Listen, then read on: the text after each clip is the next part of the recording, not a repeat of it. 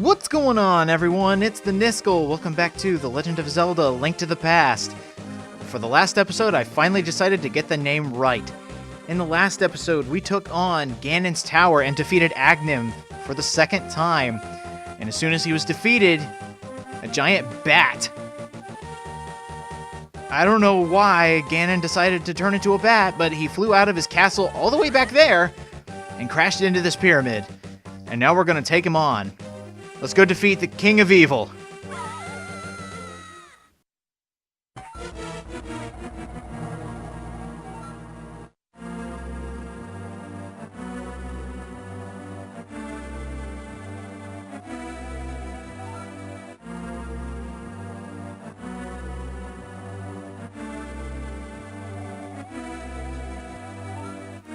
But I want the Triforce. I want my wish to come true. And that's to destroy you. I'm not going to let you bring both worlds together because that would be awful. So Ganon, here's how this fight will work. He will throw his Trinity around and try to hit you with it. For some King of Evil, he really doesn't have much of a battle strategy. He will teleport around, so there is at least that, so he's some sort of an evil wizard. The fight really starts when he starts bringing this Ring of Fire around, which does do quite a bit of damage, actually. And then he creates the worst enemy ever, Fire Bats. That is very mean. Now, when you've done enough damage to him, he will start breaking apart the arena. And that is when you need to look out, because if you fall down these edges of the arena that he has broken apart, you will have to start the fight all over again. And there's a reason I know that. Something that hasn't happened in many, many years. I actually have to do this one again. Your secret technique of darkness, huh? On guard to you, sir! So, as soon as the arena is completely dark, he will then hide in the darkness. But as soon as he comes to light, go ahead and freeze him with your sword and shoot a silver arrow at him. That is his only weakness in this fight, is the silver arrows. And I do like how you hit him, he kind of like freezes in place, so then he just takes an arrow to the face. But eventually the torches do go out, just light him again, and then he will shield himself from the light. You actually do have to hit him with your sword. I just wanted to make sure I wasn't missing anything. Go ahead and hit him, and then should be one more time. There we go! King of Evil is defeated.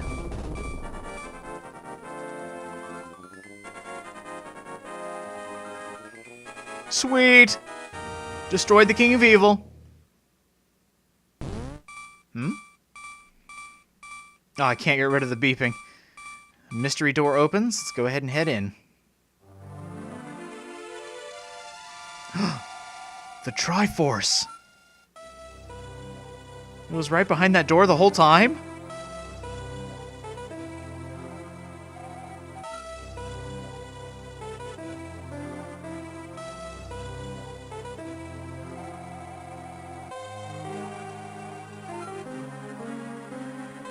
Well, I pretty much already got my wish. That was to defeat Ganon.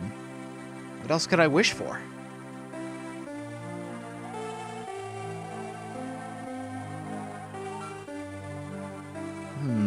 So am I considered good? Yeah, probably good that we didn't let Ganon get his wish. Who knows what could have happened to the world?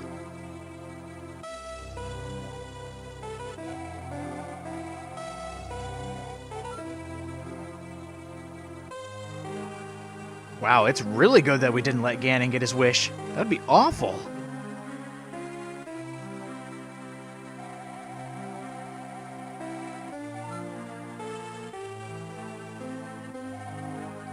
So he was able to get his wish, but it didn't fully go through. He needed the Triforce again.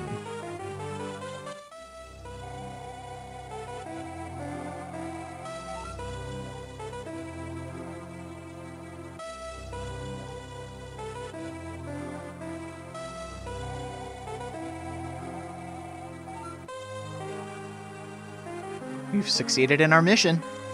Take out Ganon, take out the Dark World.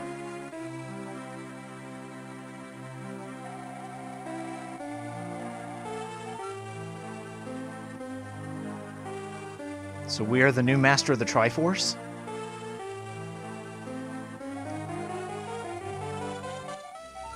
We get to make a wish using the power. Oh my gosh, what should we wish for?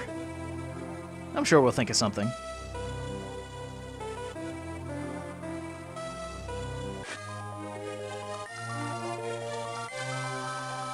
We have obtained the power of the Triforce. So what do we wish for? For all of Ganon's terrible doings to be undone. The king is back.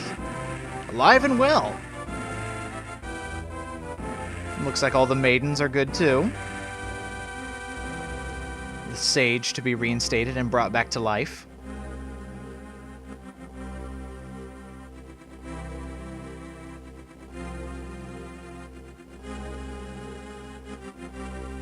Sahasrara is able to go back home to Kakariko Village. Looks like we were able to help some of the villagers out as well.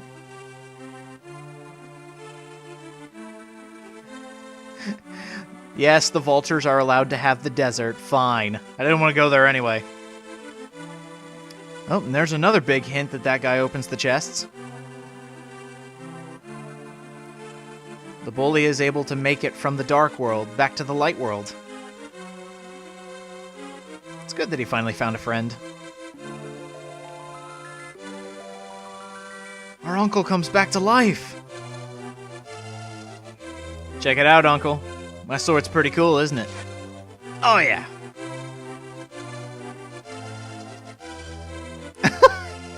The Zoras open their own shop to sell the flippers, and people actually know about it. Wait, I gotta see this face. Hold on. Ah! The witch and her assistant are able to sell potions. They're made more well-known.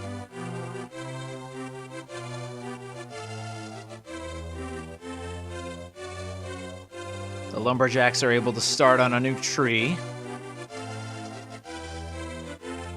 Thankfully, it's about time, guys. Come on. The flute boy is able to play his flute again, or his ocarina, however you want to call it. And his dad finally gets to hear it.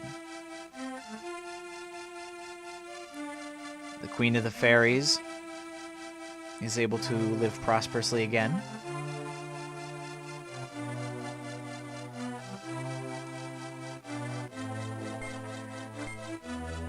The swordsmiths are able to work in peace, now that we brought their partner back.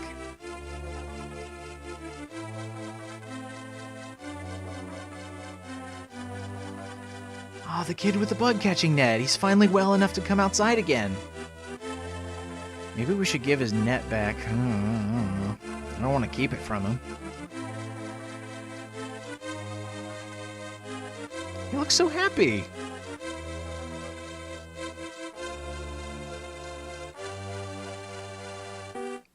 The old man finally finds peace on Death Mountain. Doesn't seem as deadly there anymore. It's because of all the monsters being gone.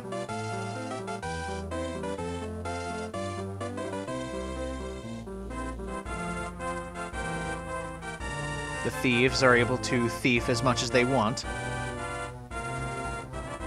And their hideout remains a secret for a while, at least. And the Master Sword is to lay in sleep forever. We have no more need for the Blade of Evil's Bane.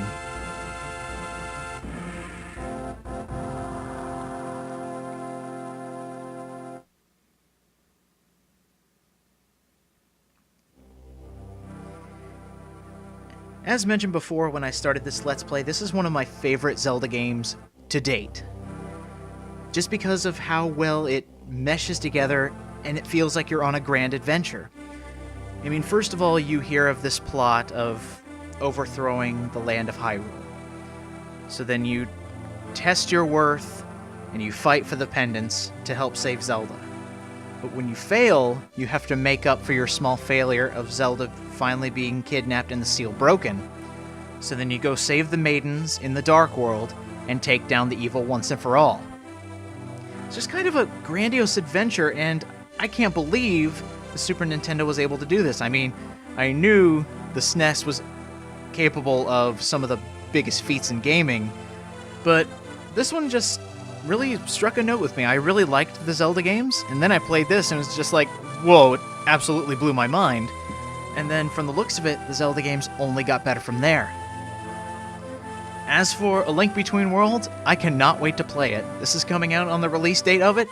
I am so going to play the crap out of it, because if it's a direct sequel to one of my favorite Zelda games of all time, I gotta play it. Based on all the imagery, all the footage I've seen of Link Between Worlds, it borrows a lot from this game, and you know what? That might not be such a bad thing. If there's a proper explanation as to why some of the old bosses are back, if they have some new abilities, I think it might be because of the new land of Hyrule. That's very clever, Nintendo. Hyrule, Hyrule. I see what you did there. So maybe that's a good explanation. It's not the Dark World anymore because the Dark World was banished, so maybe this is a new world entirely. I've heard a theory that maybe Hyrule is the equivalent of Termina. So there's a possibility that that might be it. However the story wishes to explain itself, I can't wait to see how it unfolds, just because I love the Link to the Past games. And I'm hoping to enjoy A Link Between Worlds.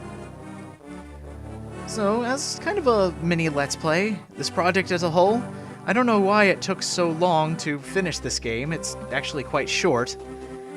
But I did want something to kind of take place during Persona 4 Golden, seeing as how that game is so long and this game's so short. I thought it'd be nice to have a little change of pace every now and again. So now that this is done, my main focus is Persona 4 Golden straight to the end. And then, I'll get to work on my next project. So, I will leave you with the last of the credits. And I'm gonna go play A Link Between Worlds, just because I can't wait to play it. So I will see you guys, probably in Persona 4 Golden. And as far as Zelda games are concerned, I might see you next time.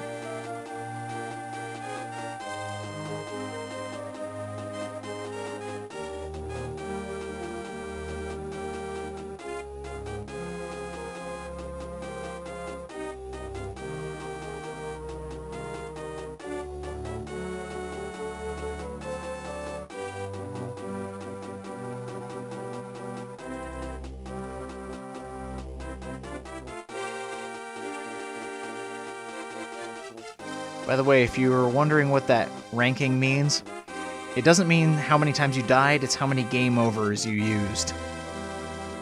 So, cool, perfect game.